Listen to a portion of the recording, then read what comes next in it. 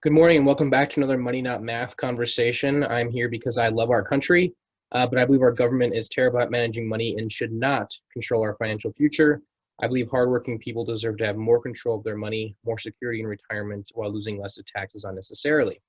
So in today's conversation, I'm going to be talking about how Biden's proposal, a tax proposal, would shift the distribution of retirement tax benefits and how it could negatively affect you and your retirement planning if you fall within basically your household income of $80,000 to $400,000 of income, which is a majority of people. So in doing so, I'm going to be reviewing the article titled Biden's Proposal Would Shift the Distribution of Retirement Tax Benefits, written by Garrett Watson on taxfoundation.org. And as always, I'll include the link in case you want to read further into it, and in addition to either watching or listening to this conversation. So he starts out by saying, among Democratic presidential nominee, or now I guess you could call him elect, Joe Biden's many tax proposals, one that has gotten less attention would modify how traditional retirement accounts are treated in the tax code. And I just want to point out that this is very interesting because I read up on this stuff almost daily, and I had not even realized that this was a big deal until a couple of days ago, when really this article was written back in August, and we probably should have been talking more about it before the election, but that's okay. At least we're talking about it now, because unless you're retiring tomorrow, you still have time to adjust your financial planning. And even if then you still do, just a little harder. So this proposal would shift some of the benefits of the tax deferral in traditional retirement accounts toward lower and middle income earners, with the goal of encouraging additional savings by those taxpayers. Biden proposes converting the current deductibility of traditional retirement contributions into matching refundable tax credits for 401ks, individual retirement accounts, IRAs, and other types of traditional retirement vehicles such as simple accounts, like simple IRAs. So Biden's proposal would eliminate deductible traditional contributions and instead provide a 26% refundable tax credit for each $1 contributed. The tax credit would be deposited into the taxpayer's retirement account as a matching contribution. Existing contribution limits would remain, and the Roth-style treatment would be unaffected. Under current law, traditional retirement accounts allow taxpayers to defer paying tax on contributions, deducting the contribution when calculating adjusted gross income. Taxpayers can let the contribution earn returns when invested, eventually paying tax on the distributions when the funds are withdrawn. Traditional treatment can be contrasted with Roth-style tax treatment, where taxpayers pay income tax on the contribution upfront, but can withdraw the principal and return tax-free upon distribution. These tax treatments are equivalent, assuming the contributions and tax rates are identical over time, while ensuring the tax code is neutral with respect to saving consumption decisions. So I'm going to share my screen here for those of you watching the video and not listening to the podcast. If you listen to the podcast and this is tough to follow with, I recommend checking out the video. If you're unable to, hopefully this is still valuable for you.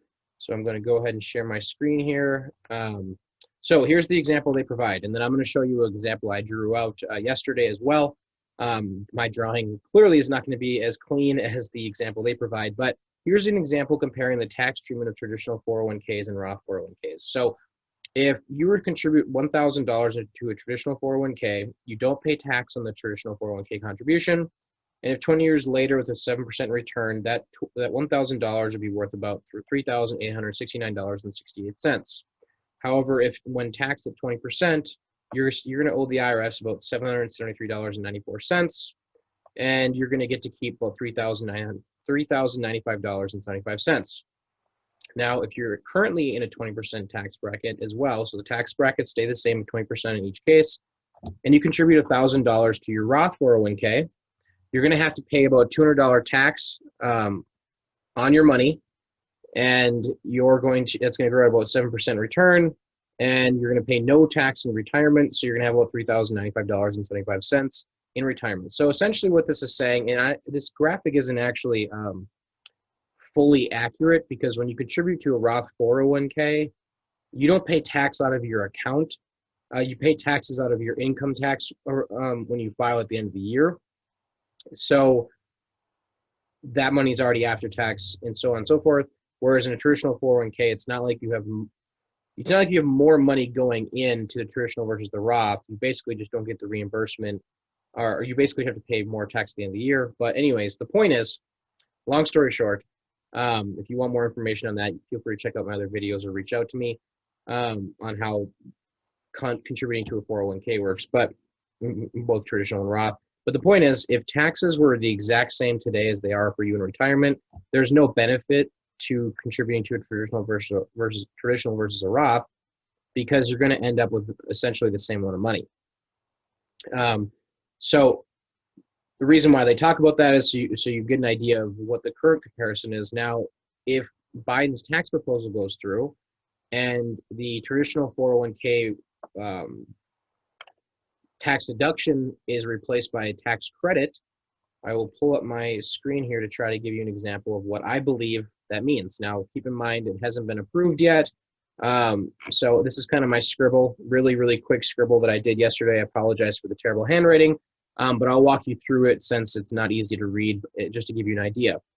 So currently, if you make about, and these numbers are made up, but if you make $100,000 in our country and you contribute $10,000 to your traditional 401k, IRA, whatever it's called, your tax-deferred retirement account,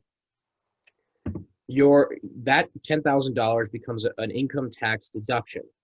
So at the end of the year, instead of being taxed at $100,000 income, adjusted gross income, your adjusted gross income goes down to $90,000 about. So that $10,000 deduction would have been taxed at about, let's say, 30%. So therefore, you're going to save about $3,000 in taxes this year by contributing $10,000, getting the deduction, and lowering your taxable income.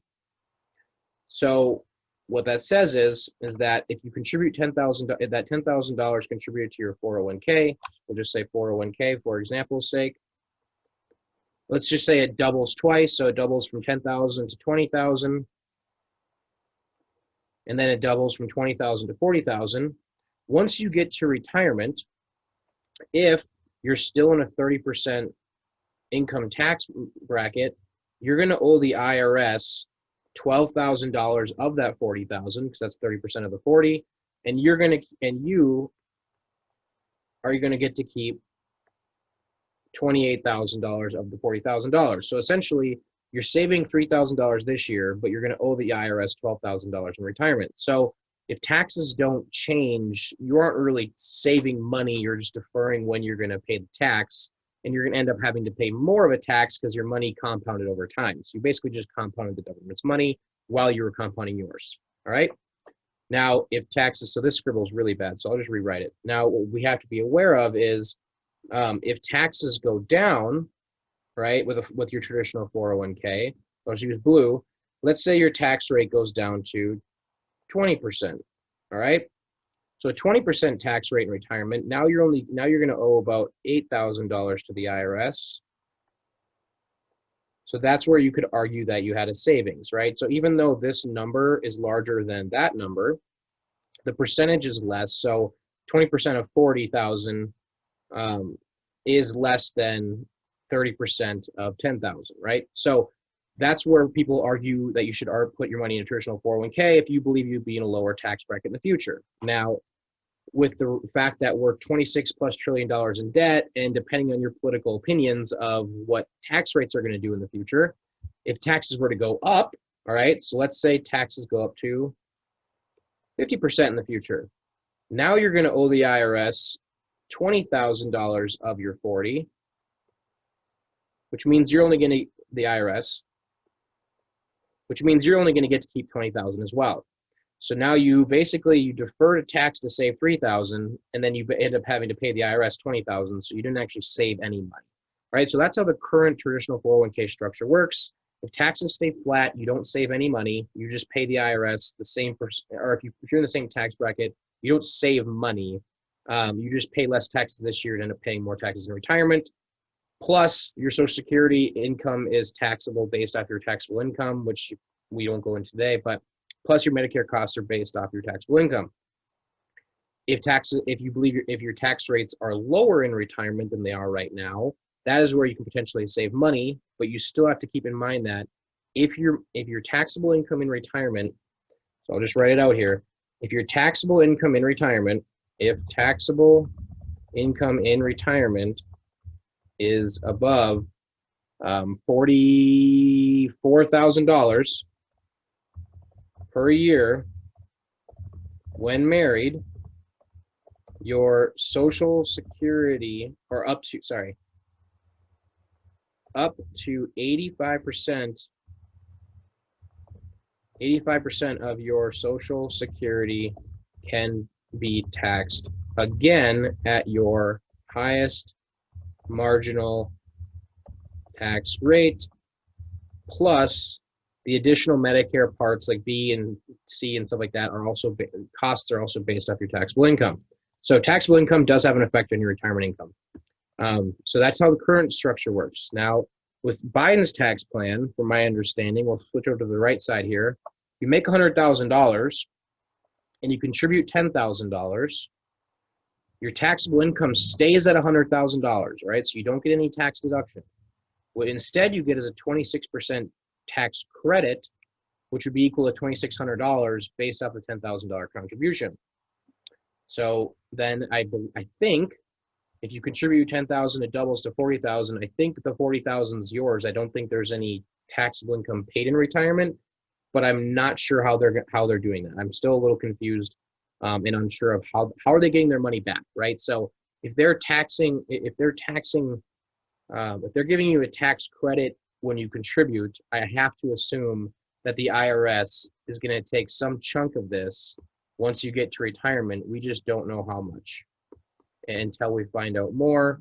And as of right now, I'm not sure. So if you know more than I do about this, please reach out and let me know. I'd love to hear about how the IRS is going to get their money back. All right. So I'm going to stop sharing my screen here and go back to the article and finish it off here for you.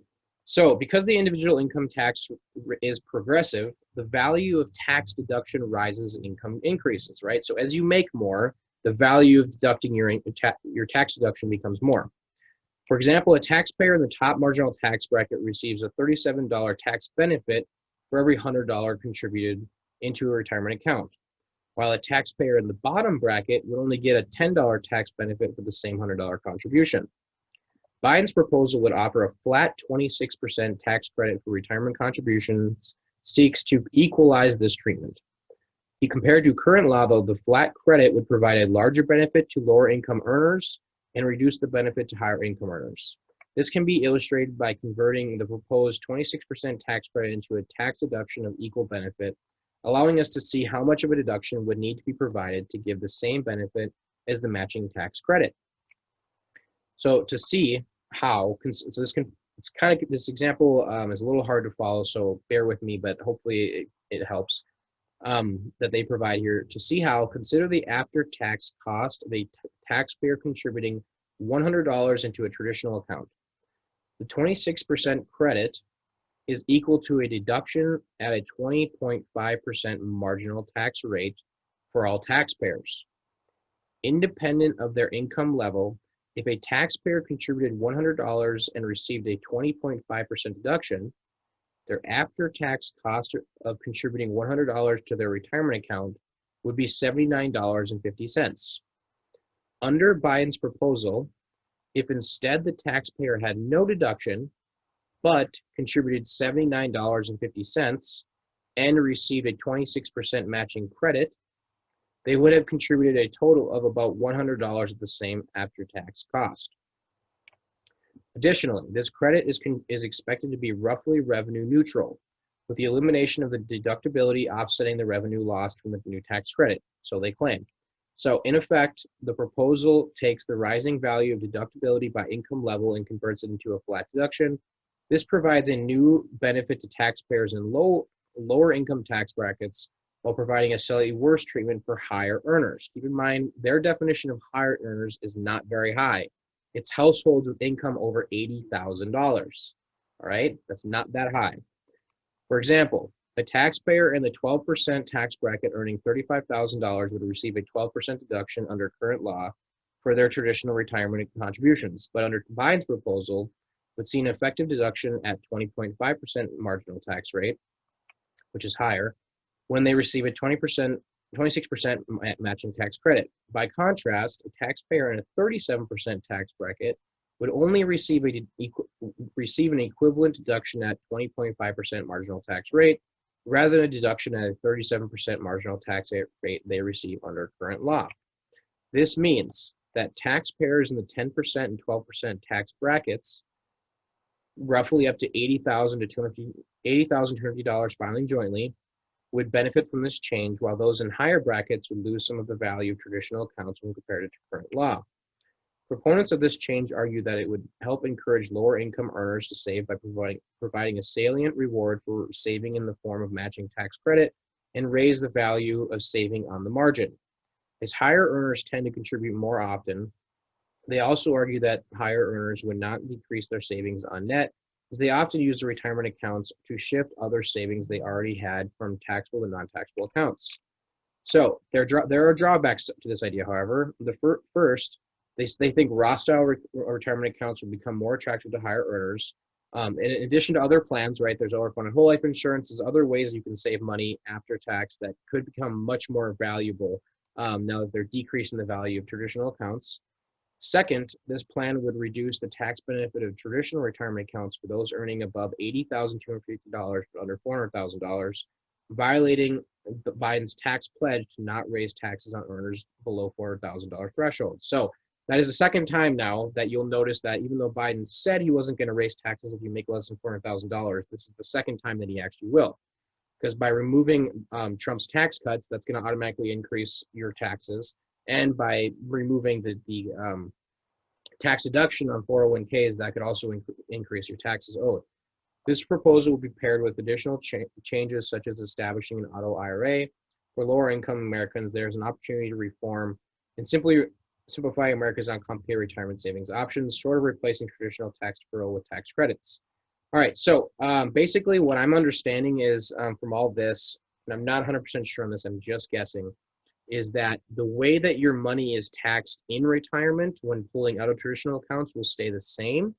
So if you're at a 37% tax bracket now, and you only get a 26% tax credit to contribute, but you have to pay 37% tax on your income in retirement, that's a huge adjustment in the value you're going to get from Biden's tax proposal.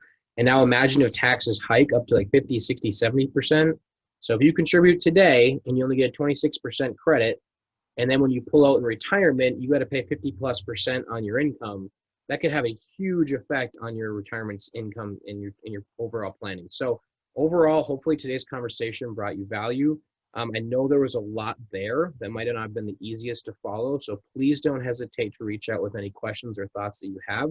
I always love hearing from my listeners and people who contribute to these conversations. I really do appreciate it. So please don't hesitate to reach out, comment or let me know what your comments or concerns are with this conversation. And I hope you have a great day, and I appreciate your time. Thanks, and bye.